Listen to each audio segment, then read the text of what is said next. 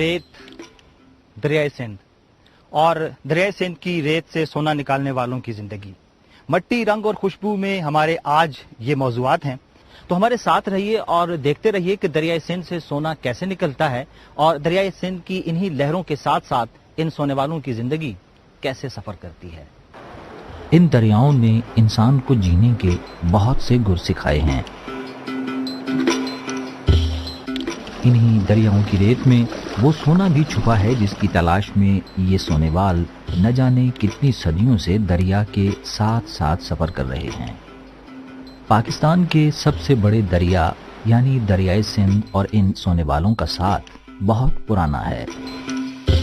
सोने के जर्रात अपने साथ बहा कर लाने वाले दरियाए सिंध के बहुत से मुआविन दरियाओं और नदी नालों की एक बहुत अहम गुजरगाह पाकिस्तान के वो शुमाली इलाका जात भी हैं जिनकी तहजीब व सकाफत पाकिस्तान का कीमती सकाफती वर्सा है। गिलगित बल्तिस्तान की सकाफत के कई हसीन रंग हैं, मसलन बादशाहों से मंसूब खेल पोलो। मौसीकी की बात करें तो इस खित्ते की मौसीकी का भी अपना ही एक आहंग है।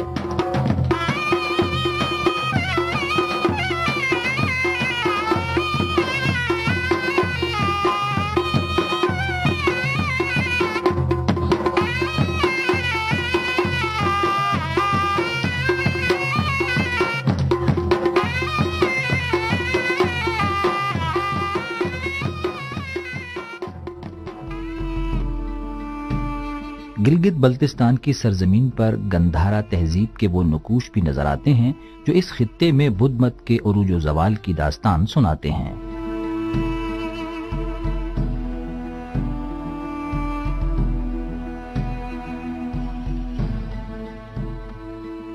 तहजीब व सकाफत के इन्हीं बहते धारों के साथ साथ दरियाए सिंध के किनारों पर आबाद ये एक और दुनिया का मंजर है। यहाँ हर सुबह का आगाज इस उम्मीद के साथ होता है कि न जाने आज दरिया की रेत उन पर कितनी मेहरबान होगी और कितना सोना इनके हाथ लगेगा। दरिया की रेत से सोना निकालना कोई आसान काम नहीं। पहले ये तय करना होता है कि दरिया के जिस किनारे से वो रेत छानने लगे हैं वहाँ सोना है भी या नहीं। ये लोग चूंकि नस्ल दर नस्ल इस काम से वाबस्ता हैं, लिहाजा इन्हें ये अंदाज़ा लगाने में देर नहीं लगती कि यहाँ काम शुरू किया जाए या नहीं। हाँ, लग रहा है कि इस रेत में सोना मौजूद है, लिहाजा काम का आगाज किया जाए। रेत को छानने वाले इस रिवायती छाजनुमा बर्तन को ये लोग नावा कहते हैं। नावा में रेत छानने के अमल के दौरान इसमें से कंकर और पत्थर अलग कर दिए जाएंगे ताकि रेत छानने में आसानी हो। दरिया के पानी से रेत छानने का ये अमल बहुत सब्र आजमा होता है। रेत पर बार बार पानी बहाया जाता है। मुसलसल इस रेत को हाथ से मला जाता है और फिर दोबारा पानी डाला जाता है जिससे रेत के मोटे जर्रात बह जाते हैं। रेत की मिकदार अब खासी कम हो गई है, ताहम अब भी इस रेत से सोना निकलने का मरहला बहुत दूर है और इस रेत में सोना ढूंढने वालों के ख्वाब की क्या ताबीर निकलेगी कोई नहीं जानता। जैसे आज से बरसों पहले कोई ये नहीं कह सकता था कि दरियाए सिंध और कोहे कराकुरम के पहाड़ी सिलसिलों के दरमियान एक अजीम शान शहरा यानी शहराए कराकुरम का ख्वाब हकीकत में ढलेगा या नहीं। अजायबात आलम में शुमार होने वाली शहराए कराकुरम यानी शहराए रेशम पाक चीन दोस्ती की अजीम यादगार है। शहराए रेशम की तारीख बताती है कि कभी ये रास्ता चीन के शहर काशगर और वस्ती एशियाई रियासतों के दरमियान तिजारत, सकाफत और मजहबी रुझानात के तबादलों का जरिया हुआ करता था।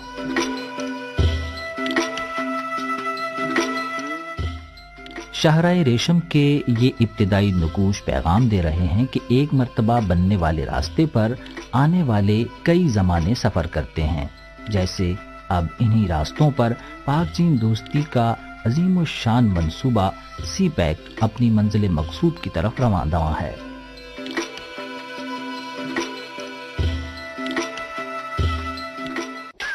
इन सोने वालों की मंजिल मकसूद भी शायद करीब आ चुकी है। کیونکہ ریت کے اس آمیزے میں ہی چھپے ہیں سونے کے وہ ذرات جن کی تلاش میں ان کی کئی صبحیں اور شامیں گزر جاتی ہیں۔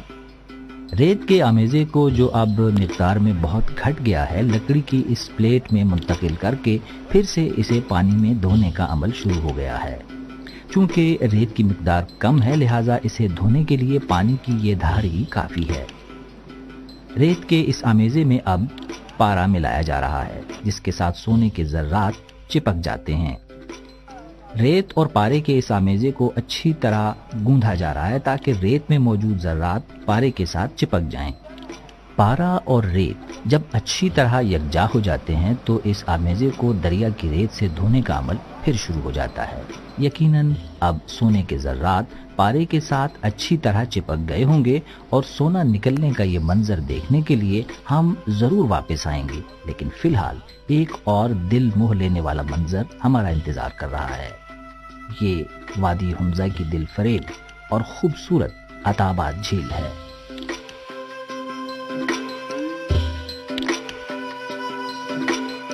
یہ عطا آباد جھیل اگرچہ ایک قدرتی حادثے کے نتیجے میں بنی تھی، مگر آج اس کا شمار وادی حمزہ کے خوبصورت ترین مقامات میں ہوتا ہے۔ لہٰذا ایسا ہو نہیں سکتا کہ آپ وادی حمزہ آئیں اور اس جھیل کو دیکھے بغیر واپس چلے جائیں۔ وادی حمزہ کی طلسماتی حسن کا ایک روپ اس کی وہ قدرتی دلاویزی بھی ہے جو کبھی راکا پوشی جیسی بلند و بالا برف پوش چوٹی کی صورت میں دکھائی دیتا ہے تو کبھی پاسو کونس کی شکل میں۔ وادی حمزہ کی قدرتی رانائی میں اضافہ کرنے والے عوامل میں خوش رنگ اور خوش ذائقہ پھلوں کے یہ باغات بھی شامل ہیں۔ فطرت کے حسین رنگوں کو اپنے دامن میں سمیٹے وادی حمزہ کی ثقافت بھی اپنے کئی منفرد پہلوؤں کی وجہ سے شہرت رکھتی ہے، جن میں ایک ووڈ کارونگ کا فن بھی ہے۔ ووڈ کارونگ کا فن وادی حمزہ کی ایک بڑی قدیم روایت ہے اور اس وادی کے فنکاروں نے اس روایت کو بڑی خوبصورتی سے برتا ہے اور وادی حمزہ کی تہذیب و ثقافت کو بڑی خوبصورتی سے اجاگر کیا ہے۔ لکڑی کو موسیقی کے آلات میں ڈھالنے والے شفقت کریم کے ہنرمند ہاتھ ووڈ کارونگ کی اس قدیم روایت کو اس کے تمام تر تقاضوں کے ساتھ آگے بڑھا رہے ہیں۔ اس جگہ کا نام ہنزو حین ہے۔ ہنزو حین کا مطلب ہے حنزہ کا خاص تحفہ۔ آپ کے سامنے ہر قسم کی چیزیں، مثلا ووڈ کارونگ میں موسیقی بھی ہے جو کارونگ کے ذریعے بنایا جائے گا، آرائشی، عمارتی اور بہت سارا کارونگ۔ یہ ہمارے علاقے کا منفرد روایت ہے، قدیمی روایت ہے۔ گلگت بلتستان بلکہ پورے پاکستان میں زیادہ تر یہ خیبر پختونخوا ان علاقوں میں بھی یہ کارونگ کا کام ہوتا ہے، لیکن ہمارے یہاں کا کچھ الگ ہے۔ لکڑی سے موسیقی کے آلات بنانے ہوں، گھریلو استعمال کی اشیاء تیار کرنی ہوں یا پھر گھروں کی تعمیر میں ووڈ کارونگ کے فن کو برتنا ہو، حمزہ کے ہنرمندوں کی کاریگری ہر جگہ درجہ کمال پر نظر آتی ہے۔ حمزہ کے تقریباً 1400 سال پرانی اس آبادی میں کئی ایسی عمارتیں دکھائی دیتی ہیں جن پر ووڈ کارونگ کے شاہکار دیکھنے والوں کو حیرت میں ڈال دیتے ہیں۔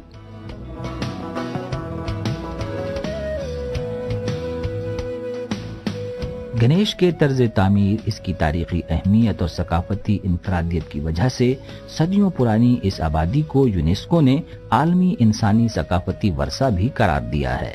حمزہ کی تاریخ میں ہمیں لفظ گنیش کے جو معنی ملتے ہیں ان میں ایک معنی یہ ہے ایسی سرزمین جہاں سے سونا نکلتا ہے۔ اسی طرح سے برشسکی زبان میں اس کا ایک مطلب یہ بھی ہے ایسی سرزمین جہاں پر بہت سے راستے آ کر آپس میں ملتے ہیں۔ اور تاریخ کا یہ دعویٰ بڑی حد تک درست بھی معلوم ہوتا ہے، کیونکہ وادی گلگت بلتستان میں دریاؤں کے کناروں پر سونا تلاش کرنے والوں کی بستیاں ہمیں جا بجا نظر آتی ہیں جو اس سونے کی تلاش میں ہیں جو دریائے سندھ اور اس کے معاون دریا اپنی ریت کے ساتھ بہا کر لاتے ہیں اور ان سونا تلاش کرنے والوں کو قسمت آزمائی کا موقع فراہم کرتے ہیں۔ دریاؤں کے کناروں پر ڈیرا ڈالے ان سونے والوں کی زندگی ایک مسلسل محنت ہے۔ یہ ہر روز صبح ایک امید کے ساتھ دریا کے کنارے پر آتے ہیں، ریت چھانتے ہیں اور پھر کئی دنوں کی محنت کے بعد بس صرف چند رتیاں سونا ہی حاصل کر پاتے ہیں۔ عموماً 4 آدمی تقریباً 4 دن کی مسلسل محنت کے بعد دریا کی ریت سے بس 1 آدھ ماسا سونا ہی حاصل کر پاتے ہیں۔ ریت سے پارا نکالنے کے بعد اب اسے روئی کے چھوٹے چھوٹے ٹکڑوں کے ساتھ چپکا دیا گیا ہے۔ روئی اور پارے کو جلانے سے روئی اور پارا تو جل جائیں گے اور کئی دنوں کی مسلسل محنت کا نتیجہ سونے کے اس ننھے منھے دانے کی شکل میں سامنے آ جائے گا، جو سائز میں تقریباً گندم کے دانے کے برابر ہوتا ہے۔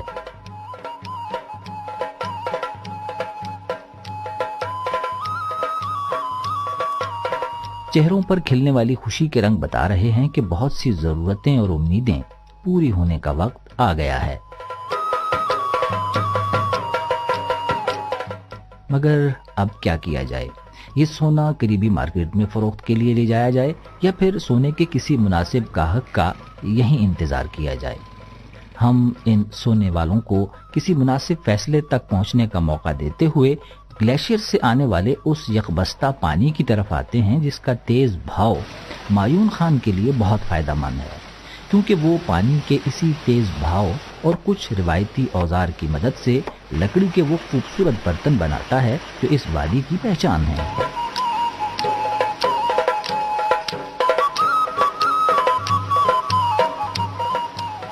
لکڑی کے برتن بنانے کے لیے سیب، خوبانی یا اخروٹ کی لکڑی کو کچھ دنوں کے لیے پانی میں رکھنا ضروری ہوتا ہے تاکہ لکڑی کی اپنی نمی نکل جائے اور معیون خان برتن کی ساخت کے مطابق اس کی کٹائی کر سکے۔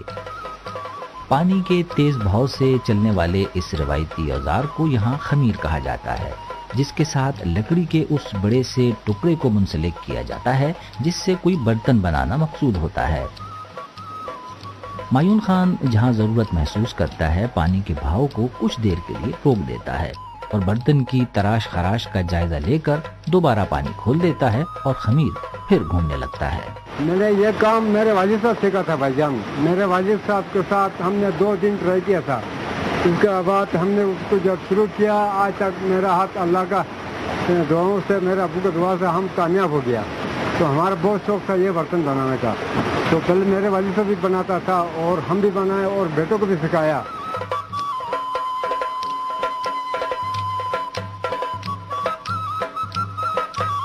گلیشیئر کے پانی کا تیز بہاؤ، چند روایتی اوزار اور معیون کے ہنرمند ہاتھ چند گھنٹوں میں لکڑی کے ٹکڑے کو ایک دیدہ زیب برتن میں بدل دیتے ہیں۔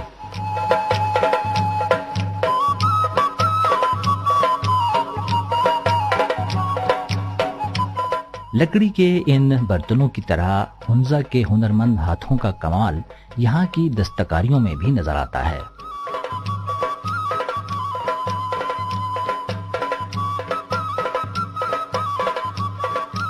ہنزا کی سوغات سمجھی جانے والی یہ زنانہ ٹوپیاں، مختلف قسم کے ہینڈ بیگز اور لباس عموماً خواتین ہی تیار کرتی ہیں، کیونکہ روایتی دستکاریوں کے حوالے سے ہنزا کی خواتین اس عظیم روایت کی امین ہیں۔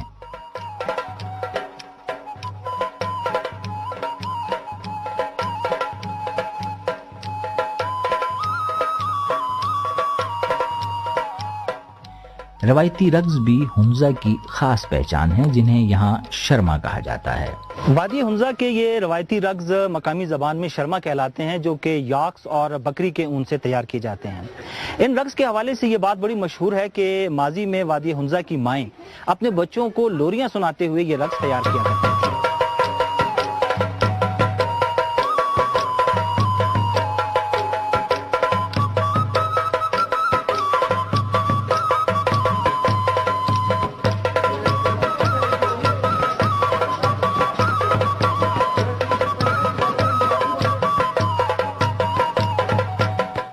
خوبصورتی، دیدہ زیبی اور ڈیزائنز کے اعتبار سے یہ رقص بہت منفرد ہیں۔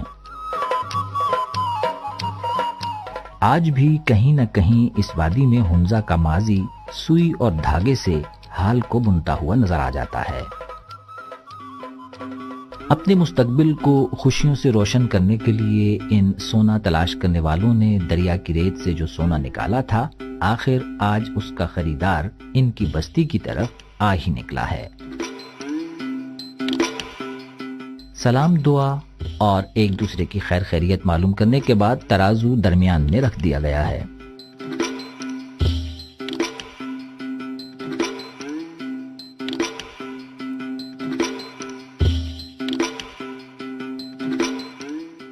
سونے کو تولا گیا اور وزن کے حساب سے خریدار نے رقم ادا کی۔ چہروں کی خوشیاں بتا رہی ہیں کہ سودا دونوں پارٹیوں کے وارے کا تھا۔ دریا کی ریت سے کئی دنوں کی مشقت کے بعد حاصل ہونے والے سونے کی فروخت سے یقیناً ان سونا تلاش کرنے والوں کی کئی ضرورتیں پوری ہو جائیں گی، لیکن یہ بھی ایک حقیقت ہے کہ بہت سی ضرورتیں اور امیدیں تشنا بھی رہ جائیں گی اور ادھوری خواہشوں کی تکمیل کی آرزو انہیں پھر دریا کی ریت چھاننے پر مجبور کر دے گی، اور یوں ایک مرتبہ پھر وہی ریت ہوگی، وہی دریا ہوگا اور وہی سفر جس کی کوئی منزل نہیں۔